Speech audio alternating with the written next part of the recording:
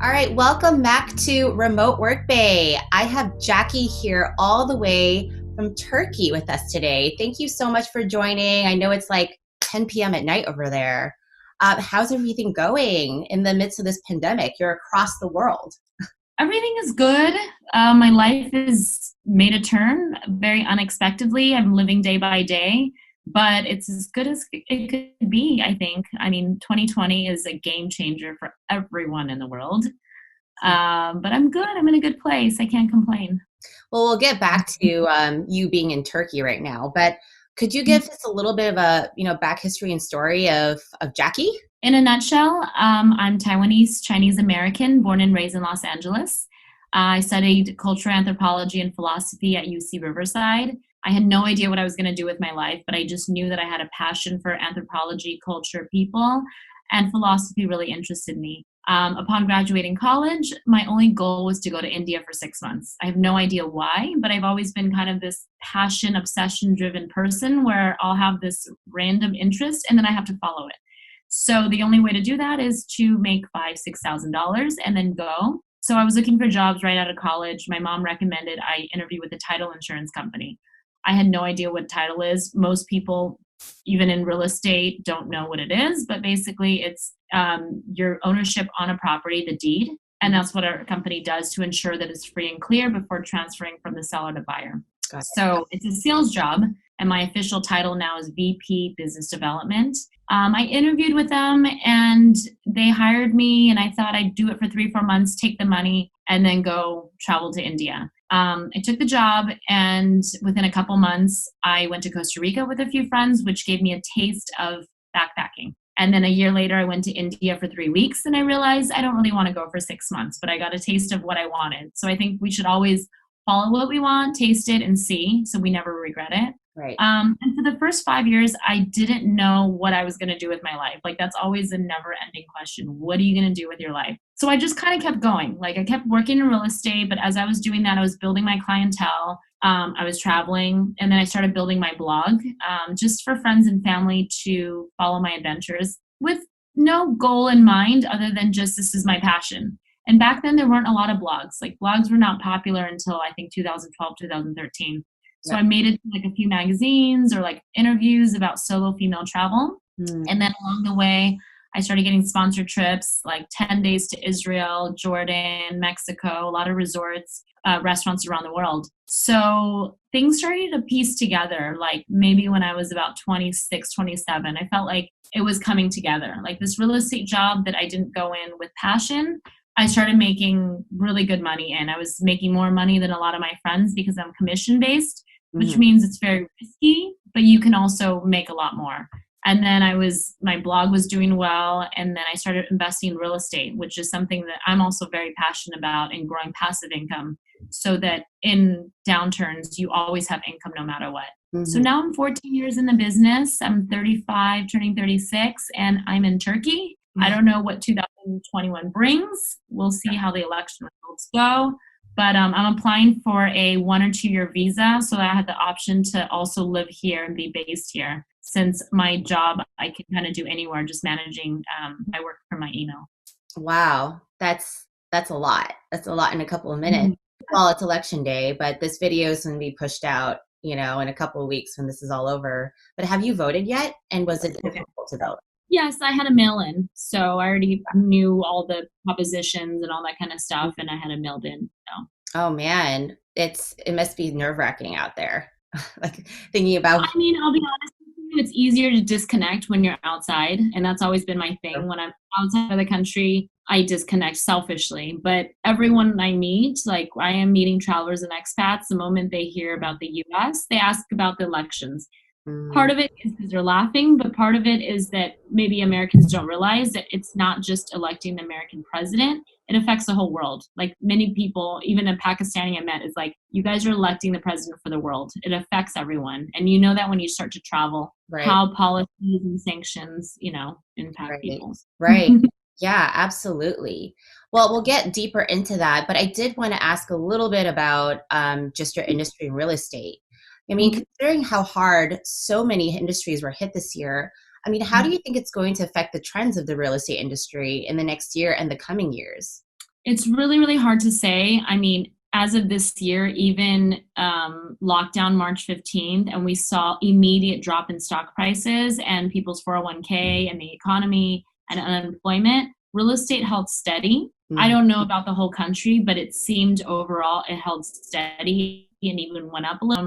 There's always going to be a need for housing. So you do hear trends of people moving out of California to Colorado, to Washington, Oregon, Texas, but people still want to live in LA, whether it's because of the weather or it's the economy and the jobs.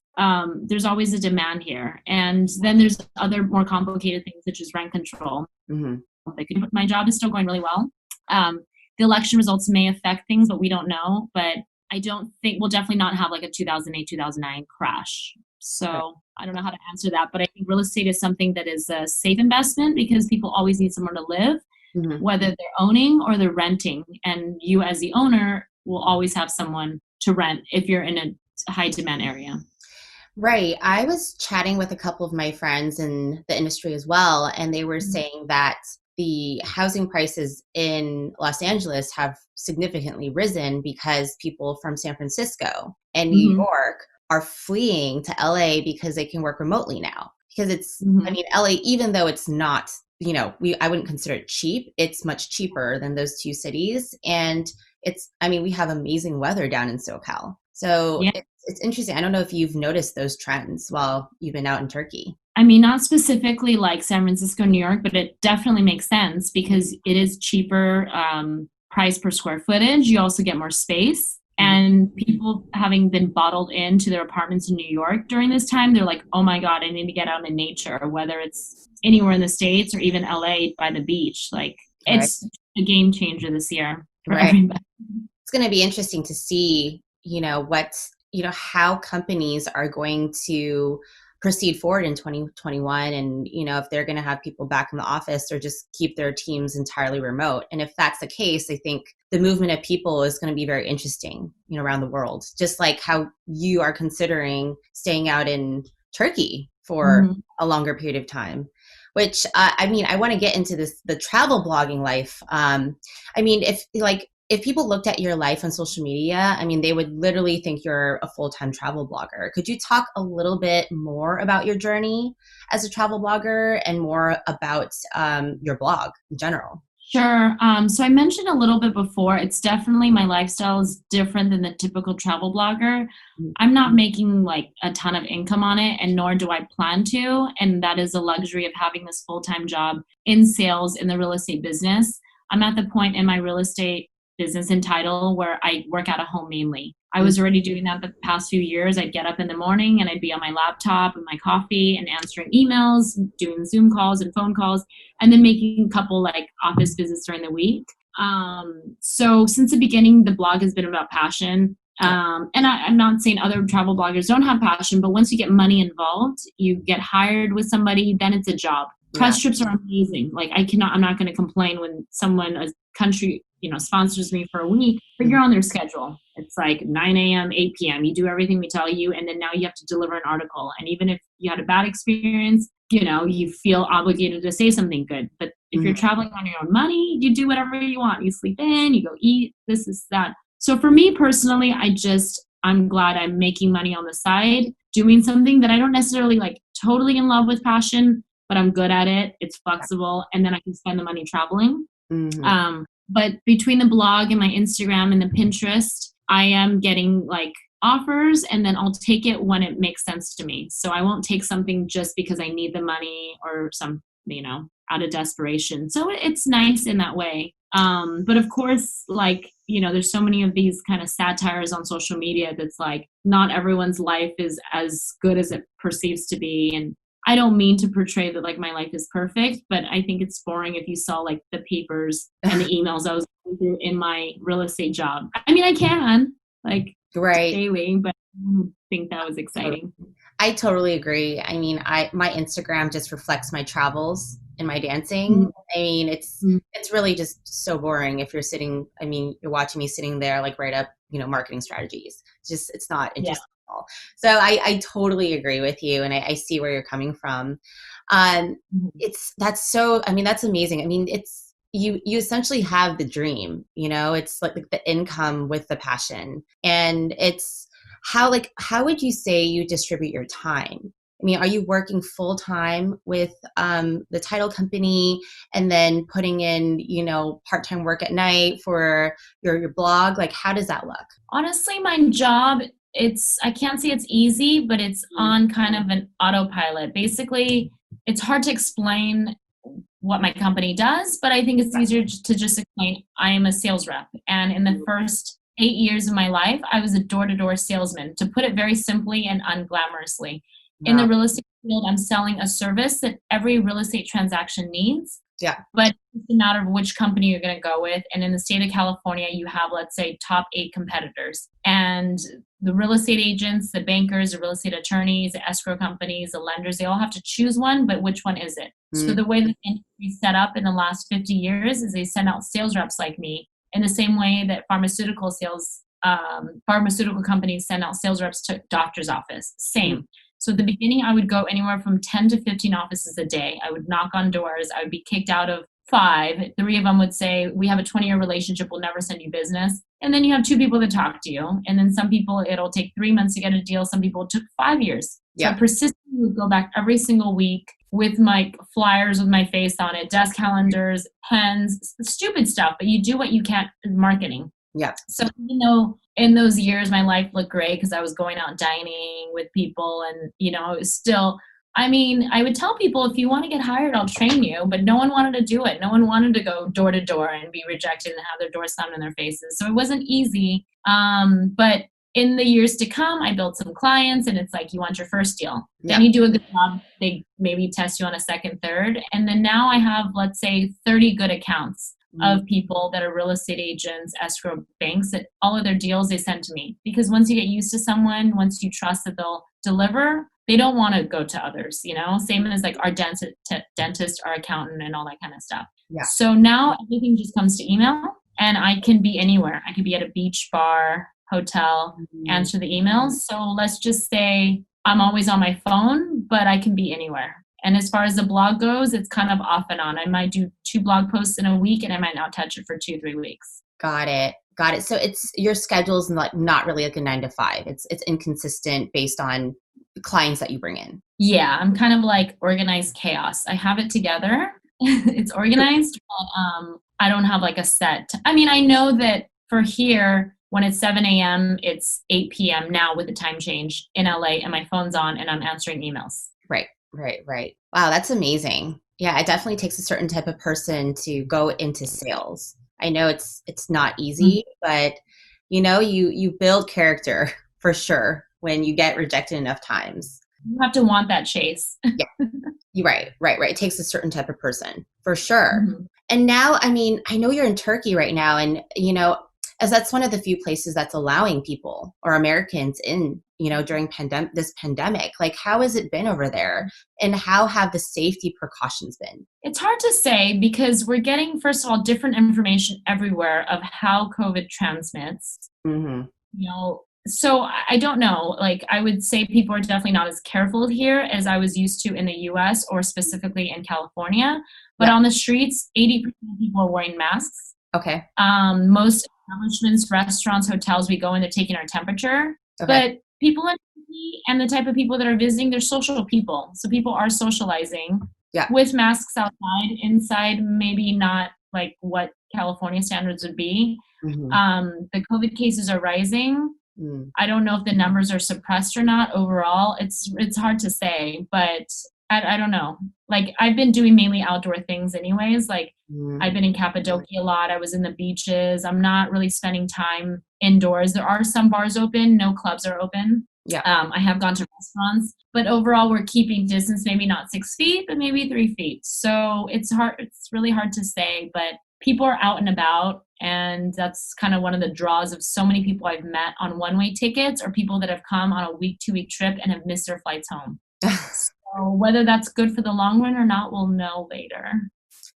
And is there any extra precaution when you landed in Istanbul? Or No, there wasn't. It's completely normal. There was literally nothing. There was a half-page form that you just had to declare that you have not tested positive for COVID Mm, in the last 2 weeks, nor have you been near anyone. And you turn that in. There was no questions asked, no temperature, nothing, right. and you're in. So Wow. you kind of feel like you're in risk, but you should also be responsible, because you could be a carrier. So I'm always wearing a mask in public. I'm Mm, keeping my distance, and I'm really doing mainly outdoor things. right, right. And how did you decide to go to Turkey? Well, I told this story a lot, but I was in Turkey 10 years ago on my first like big trip with my friend. Turkey 1 week, Greece 1 week, Israel. I Okay. had a great time, but I wasn't like, oh, I'm in love with it. I really liked it, but I Mhm. wasn't like, oh, I love it. So Yeah. I was supposed to go to Lebanon for a month, as you know that I love, and you've been. I booked a month apartment in Batroun, Okay. and the explosion happened 1 week before my departure. Yeah. And I mean, it didn't stop me from wanting to go because I don't let those things stop me. But then I kind of felt like this isn't the right time for me to go. Like, Mm, I was in this intention to go party and blah, blah, blah. And the country's devastated. yeah. I'm already devastated with politics and everything going on. I was like, I'm not in the right place. Like, I shouldn't go there. I feel selfish. And my flight was on Turkish Airlines with the layover in Istanbul. So I Mhm. said, why not go? And most airlines are all offering no change fees due to Mm, COVID. right. So I was like, I'll book a 3 week trip. I can always come back earlier or later. Yeah. So I called Turkish Airline like 5 days before and I said, I want to just stop in Istanbul. And it was easy. Mm, So I was like, I don't know if I'm going to like it. It was okay back then. I'd only gone to Istanbul and Kusadasi, but I came and second day in, like I was just mentally checked out. I mean, it happens a lot in other countries where like my mind mentally checks out of work, from the country, from a lot of things, but something was different. It could have been like being locked in from COVID. It could just be like this desire to live somewhere else mhm, in the Mediterranean all my life. I've never lived anywhere else. I haven't been anywhere for more than a month traveling. mhm. And it was like maybe a midlife crisis. Like I'm turning 36. I better do it now or never. So you're like, I'm staying. I'm staying. I mean, I'm applying for a 1 or 2 year visa. Mhm. But we'll see. I mean, my 90-day visa expires in 12 days, but Okay. apparently my application is in. I can stay until I get a result, but I'm hearing different things. So hopefully it's not too strict, and I hope to Mhm. get an appointment in the next 2 weeks.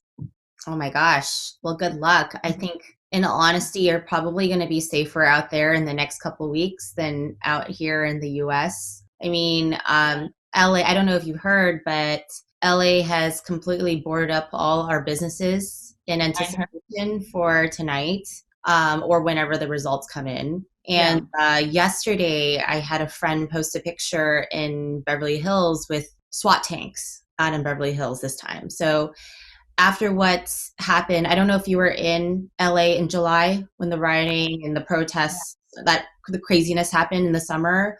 LA is really, really preparing itself for this week. And there's been, that basically like LA Police Department has just been telling all the businesses to close early today. yeah.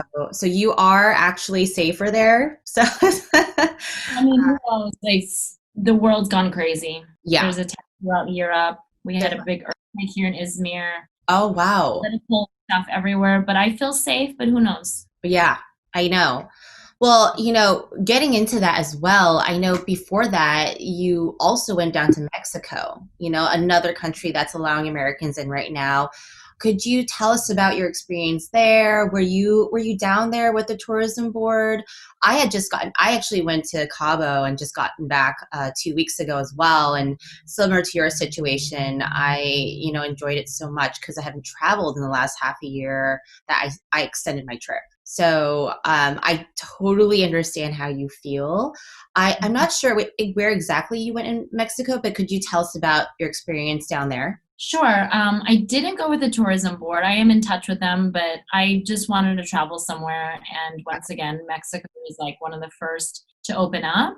Hmm. And it was unclear of whether or not we could go because the headline said America and USA and Mexico agreed to close their borders. But then you read the finer print and it was like land travel, but they don't mention air travel. So I found out that we can do air travel. Yeah. So I went and, I know that there was a lot of criticism between me and my friend Angel, who also, about, oh my God, I can't believe you're traveling. I Hmm. think I think we did the best we could. We did a COVID test like 3 days before to make sure we were negative, so we weren't carrying anything. We had full on masks on the flight, which for some people is the scariest part. Yeah. And then once we got into Mexico, we were just literally on the beaches and outside with not many people outside. So other than me and Angel, who both traveled together and tested negative, we weren't really seeing people. So we first went to Puerto Vallarta for 5 days, and then we flew to Playa del Carmen and to Cancun and to Playa del Carmen and Tulum, 2 weeks. So mainly just on the beach. And it was a great experience. There was a lot of expats and travelers that had stayed since January, February, and then a lot of people traveling. So right. And I was down in Cabo and felt, I actually felt safer, at least in Cabo and at least in the resorts and, the city center. And I think they depend so much on tourism that they put so many extra precautions in.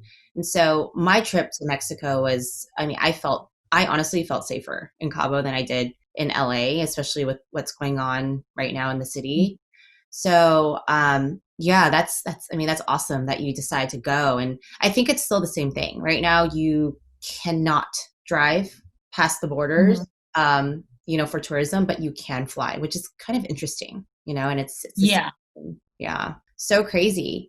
Well, how has Turkey been? How are you surviving out there? Are you tell me a little bit about your situation. Are you staying at Airbnbs, hotels?